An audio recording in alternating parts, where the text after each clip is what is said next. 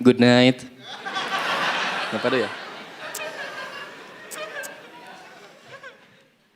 Saya Didi dan saya Kuli.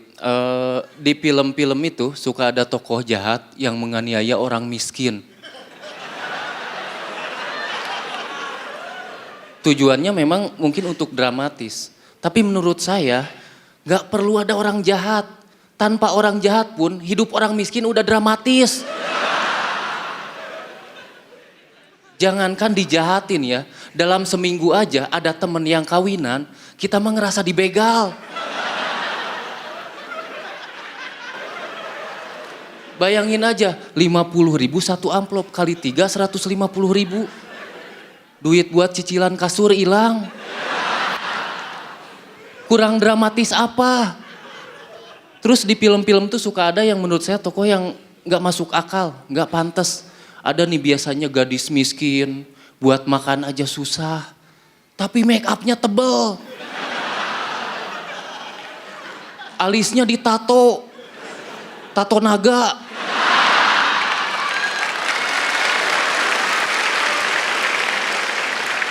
Bibirnya, boh, gurih-gurih nyoy. Orang miskin mana ada yang kayak gitu. Istri saya aja boro-boro kebeli make up. Lipstick aja pakai krayon.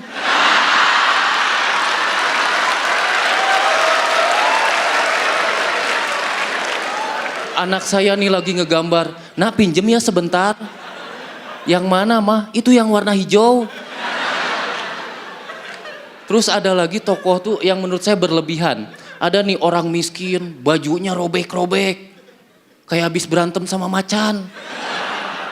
Mukanya dibikin hitam, kayak atlet, nggak jelas. Kadang-kadang saya bingung, ini orang miskin kok malas amat cuci muka.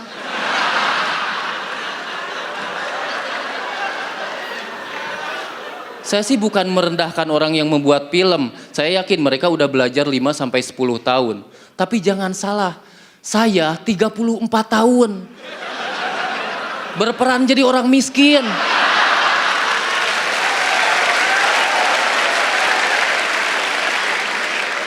Kurang pengalaman apa saya? Saya ini orang miskin senior. Makanya kalau ada yang bilang muka saya selalu sedih, itu karena mendalami peran.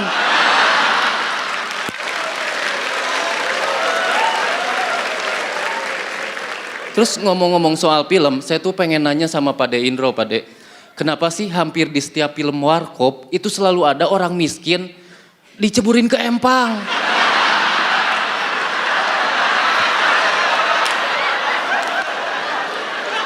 Kuli bangunan ketiban bata.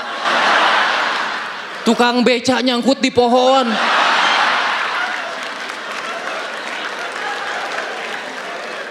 Itu pesan moral apa yang ingin disampaikan?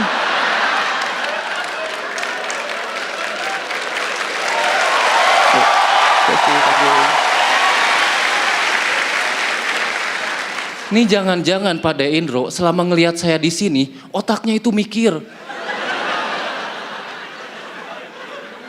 Nih orang miskin enaknya diapain ya?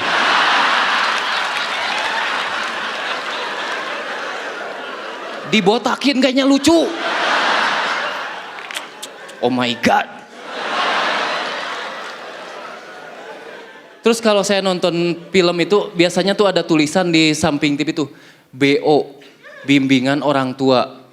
Nah saya tuh bingung dengan hal itu. Jujur yang namanya membimbing setahu saya membimbing anak ngaji, ngebimbing anak sholat. Nah sekarang saya disuruh ngebimbing anak nonton Naruto.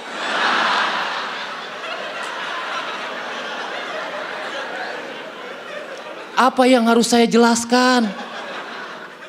Lagi pula kalau masalah film kartun mah justru anak saya yang membimbing saya. Saya nih lagi nonton Doraemon sama anak saya. Pak lihat tuh Pak, Bapak waktu kecil pasti kayak si Nobita. Malas belajar, makanya jadi kuli bangunan. Saya Dede, terima kasih. Luar biasa Kang Dide.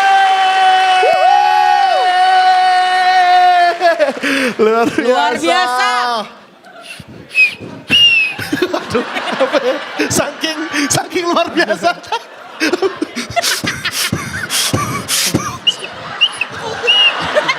Saking luar biasanya. Saking luar biasanya. Luar biasa Pak Didi, langsung aja apa kata Bang Panji?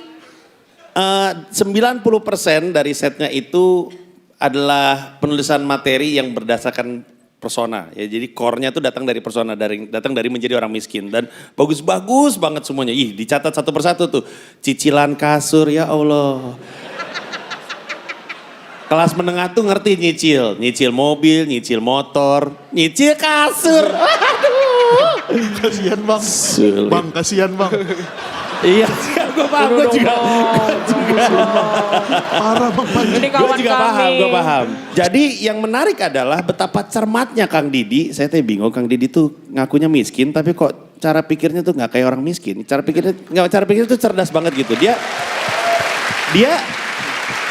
Dia barusan bikin set, nyusun set dari cara sudut pandang orang miskin, ngelihat bagaimana film memportray atau menggambarkan orang miskin, kan gitu poinnya. Gua mah lebih pengalaman jadi orang miskin daripada orang miskin yang lu tampilin di TV, kan gitu kan. Itu kan sudut pandang yang tidak ada komika di Indonesia yang punya sudut pandang itu cuman Kang Didi seorang. Dan itu tahu nggak kenapa? Kenapa Kang Didi seorang yang punya kayak gitu? Karena yang lain nggak miskin. Kasih Bang. Gokil. Kasih ini dulu dong, sekali dong. Nah, mantap. Silakan calon tong.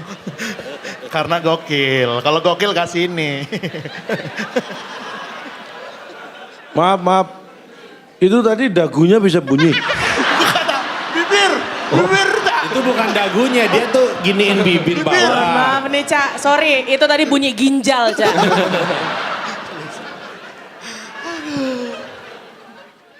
Kang Didi, Iya Cak. saya mencatat dari 5 yang sudah tampil. Ridwan Remin memang karena penulisannya yang luar biasa. Tetapi Coki, Deswin, dia tidak lepas dari karakternya. Alip tadi yang nggak nongkrong. Padahal dia anak nongkrongan. Dia lepas dari karakternya dan dia dalam kondisi bahaya. Dan Kang Didi kembali lagi memasukkan ke track bahwa ini menunjukkan Anda ini miskin struktural. Miskin struktural. Itu miskin yang sudah tidak bisa diganggu gugat. Kasihan Cak.